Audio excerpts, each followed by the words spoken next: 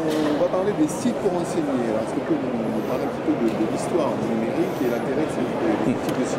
Alors, les sites pour enseigner, on va dire depuis une vingtaine d'années, on a vu apparaître des sites qui proposaient, on va dire, la mise en ligne de séquences pédagogiques et didactiques conçues par des enseignants et proposées à d'autres enseignants.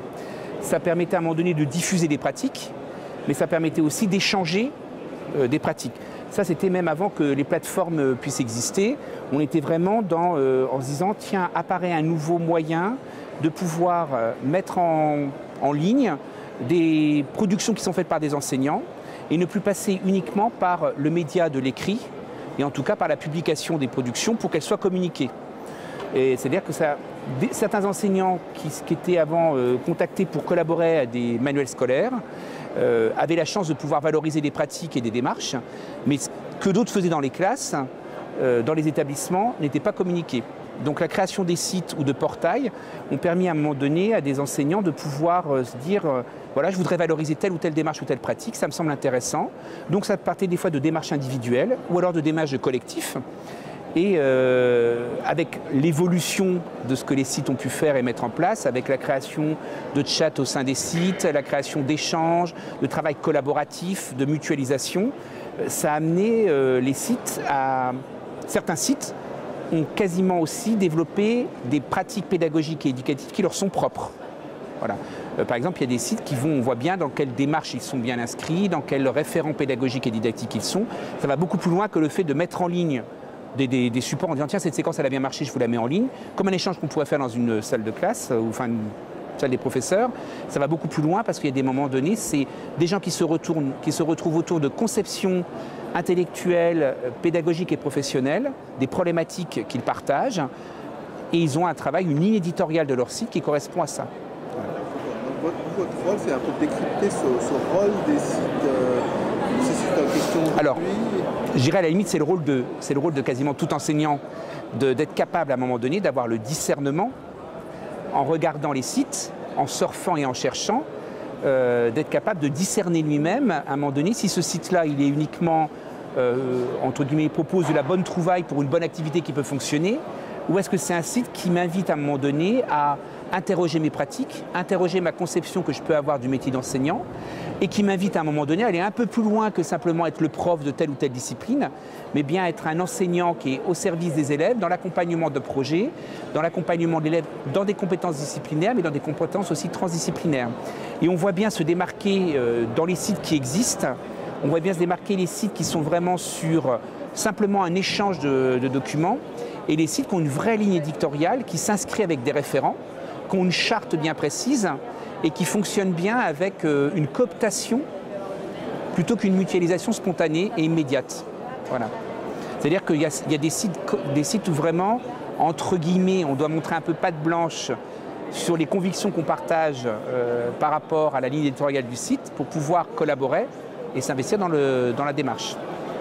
Vous pouvez nous citer des sites? Alors, moi je suis enseignant de lettres, voilà, par ailleurs, même si je travaille dans différents lieux, et je travaille, et j'ai été amené dans la formation aussi d'enseignants, à travailler avec le site Web Lettres, qui a été créé par des enseignants de lettres, où on sent bien que dans le Web Lettres, ça va beaucoup plus loin que simplement sur, vous cliquez en tant qu'enseignant, vous êtes en train de travailler sur l'autobiographie au collège à tel niveau, votre recherche elle commence là, mais on se rend bien compte que tout un menu qui défile, qui propose bien à un moment donné des documents de référence qui sont clairs et nets, qui nous montrent bien vers quelle ligne on va et quelle conception du métier il y a. Voilà. Et ce site-là, on peut identifier clairement les démarches. Voilà. Et il y a d'autres sites qui peuvent être... Par contre, il y a aussi des sites pour les enseignants, mais qui sont faits à un moment donné par des chercheurs, ou alors par des formateurs qui sont des formateurs dans les UFM ou dans les centres de formation pour enseignants, où là, on va être plutôt sur une démarche réflexive, la recherche de référents et de connaissances qui vont permettre à un enseignant de pouvoir être amené à avoir une démarche de construction, de réflexion, mais ne proposera pas directement des outils, mais proposera plutôt des démarches qui permettront à concevoir des outils par la suite. Ou alors à interroger des référents qu'il est nécessaire qu'on interroge à un moment donné. Question piège.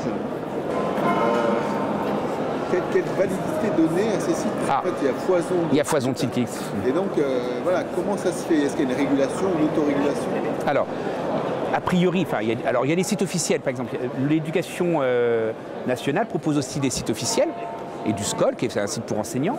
Donc là, c'est clair et net, on voit bien, il y a une légalité, il y a une validité et une cohérence.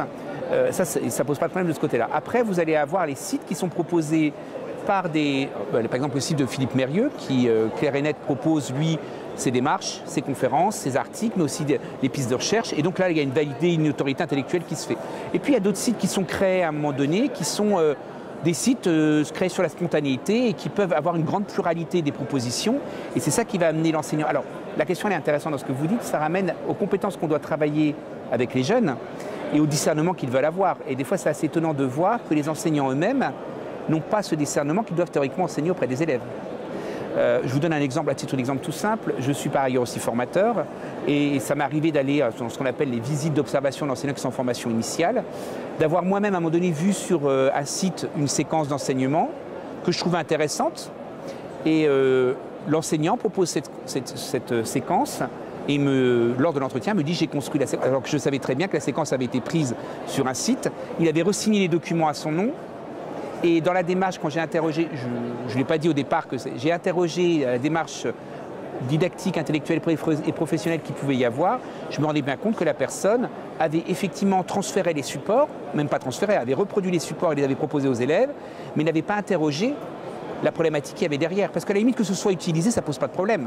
Ce qui était questionnant, c'était le fait qu'il n'avait pas réfléchi à qu'est-ce que j'enseigne à un moment donné, qu'est-ce que je propose comme situation d'apprentissage aux élèves et comme mise en activité et pour quelles raisons. Et on se rendait bien compte que cette pensée-là n'avait pas existé. C'est-à-dire qu'on était dans alors moi j'appelle ça l'impensée pédagogique et didactique. C'est-à-dire qu'un des risques qu'on a dans le site, mais qu'on avait aussi avec les manuels scolaires, c'est que je fais ce qui est proposé parce que j'ai l'impression que ça fonctionne bien. C'est préparé par quelqu'un d'autre qui a autorité ou qui aurait autorité, donc je fais confiance. Mais si je n'ai pas pris le temps de repenser les choses et de les revisiter, je propose un dispositif aux élèves que je n'ai pas pensé, donc quelque part je ne sais pas exactement où je vais aller. Et je ne peux pas accompagner même les questions des élèves. Voilà. Donc là on est sur cette question-là, sur le discernement à avoir. Donc ça travaille bien sur la posture professionnelle qu'un enseignant doit avoir, la clairvoyance qu'il peut avoir, parce qu'un site, même un bon site, entre guillemets avec des bons référents, peut proposer des démarches dans lesquelles un enseignant lui-même ne sera pas à l'aise.